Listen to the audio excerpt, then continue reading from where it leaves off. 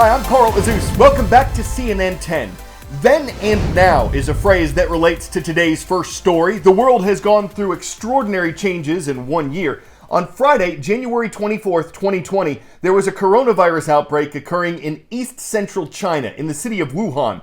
We reported that day that the World Health Organization said the outbreak was not yet a public health emergency of international concern. The organization changed that 6 days later, officially declaring an emergency. We reported last January 24th that the U.S. Centers for Disease Control said Americans traveling in China should avoid Wuhan. 7 days later, the Trump administration said anyone who'd been in China within the previous 2 weeks would not be allowed to enter the United States unless they were U.S. residents coming home. There had been fewer than 10 cases of coronavirus identified in America by that time. Since then, health officials have reported more than 25 million positive tests in the U.S. and more than 99 million worldwide. In the first city hit by this disease, signs of recovery and scars of impact are everywhere. It is a city whose name evokes mystery, allegations of cover-up, and agony. Wuhan, China. CNN returning to this, the original epicenter of the coronavirus outbreak. On January 23, 2020, this metropolis of more than 11 million residents locked down. We left hours before, beginning a 2-week quarantine in Beijing. For 76 days, Wuhan remained sealed off. And here we are again, back 1 year later, the Huanan seafood market. This at one point was believed to have been, by Chinese authorities, the ground zero of this outbreak. This time last year, security had ushered us away within minutes of reporting. Now, January 2021, no security here. We've been walking around for several minutes. They don't seem to care. That was until we started looking inside. We noticed some people working behind the gate. Suddenly, a seemingly random passerby on a bike shouted at us, saying, "Don't be sneaky." He later identified himself vaguely as working for the government. He told us to walk around and try the entrance. Can we go in? We can go in. That way? He said apparently we can go in, so we'll see if we can actually get inside the market. But I'm going to ask this guy, can you go in? You can't go inside? Oh, tell him we have a COVID test, a negative COVID test. Okay, you just can't get in. You can't get? Don't take the pictures. Okay, no pictures. Yeah. So clearly a bit sensitive. Perhaps it's because we're foreigners or because we're journalists. The virus's origin has become highly politicized. U.S. officials accusing China of covering up and allowing the virus to spread. China defensive, saying the Trump administration was deflecting blame for its own mishandling. A team from the WHO is now in Wuhan, tasked with trying to find out the truth. And yet, geopolitics aside, the human suffering, it is universal. Young Min spoke with us knowing she could face pressures from officials, but a mother who's lost her only daughter has no more to lose. When I sat down, you thanked me for getting the truth out. What is the truth as you know it? The local officials did not tell us about the pandemic, she said. If measures were taken, I would not have sent my child to the hospital, which was the source of the infection. Last January, Young's 24-year-old daughter had been receiving treatment for cancer. She contracted COVID-19 and died in early February. When I speak about this, some parts of my heart still ache, she said. Amidst the deep pain, we also encountered moments of hope in our return. On the eve of the lockdown last year, we visited this fruit market. This woman selling sugarcane told me at the time that she was terrified. She stayed, fearing the financial burden. 12 months later, we met again. At that time, I was crying all the time, she told me. We were suffering and scared. Above her face mask, the pain still visible in her eyes. She says the people of Wuhan are resilient, likening them to heroes. I'm so glad to see you in person and to know that you made it through the lockdown and you're healthy. The market mood remarkably different from last year. Business bustling, people much more at ease. Would you say Wuhan is back open and on the path to recovery?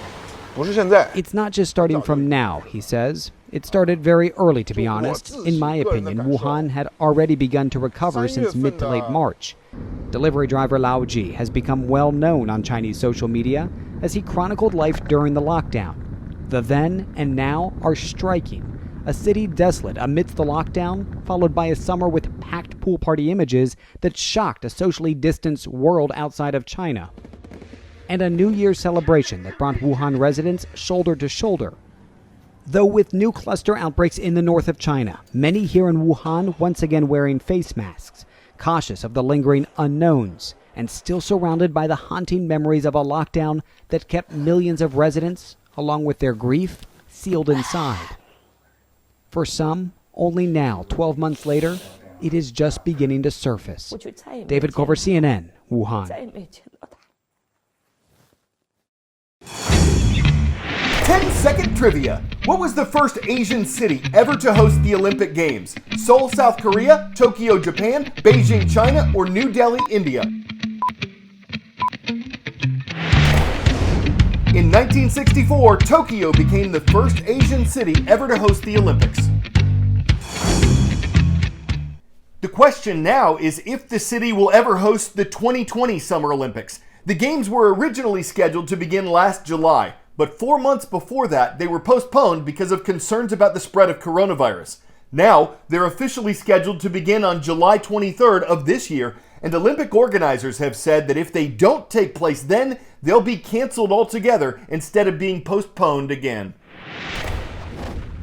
6 months until the Tokyo Olympics, the outlook is grim. The host city in a state of emergency, Japan struggling with a severe surge in COVID-19 cases.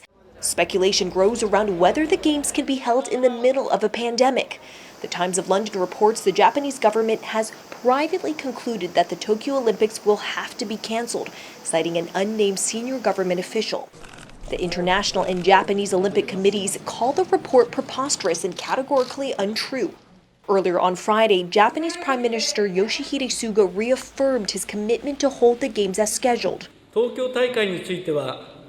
It will be a symbol of humanity overcoming the novel coronavirus. We will be well prepared on the measures for the infection. But Dick Pound, the longest-serving member of the International Olympic Committee, isn't 100% sure. Confident,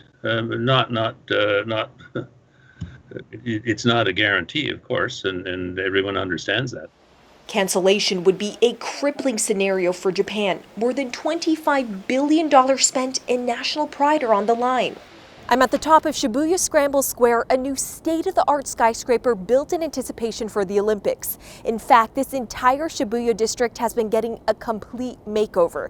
New buildings, landscaping, and even new subway lines. For years, Tokyo has been redeveloping, waiting to show all this off to an influx of tourists for the Olympics. Yuki Onada manages a souvenir shop in this tower. He said without the Olympics and the tourists, it would dramatically hurt our business.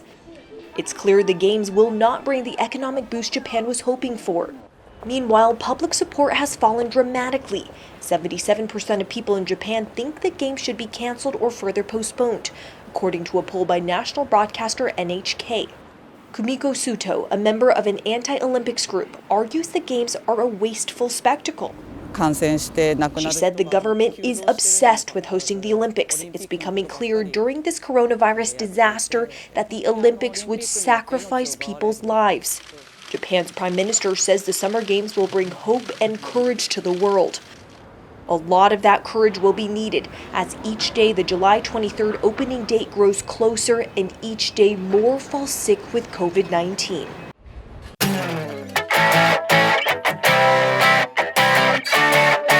Quick, count the elk. We'll give you a second.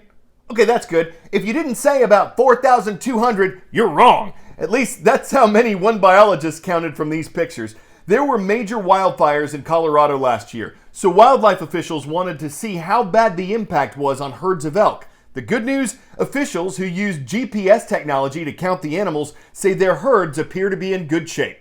Which is elk sighting in itself. There are thousands of their elk, which is what elkspert investigators want to see. Call it a search for antlers, call it a cattle call. But even if the elk themselves wanted to hoof it, it made for some puns as smooth as silk. And that's exactly what we're all about, dear. I'm Carl Azus. First shout out of the week goes to St. Anthony, Idaho, because that's where we heard from South Fremont High School. Want a shot at that? Please subscribe and leave a comment at youtube.com/CNN.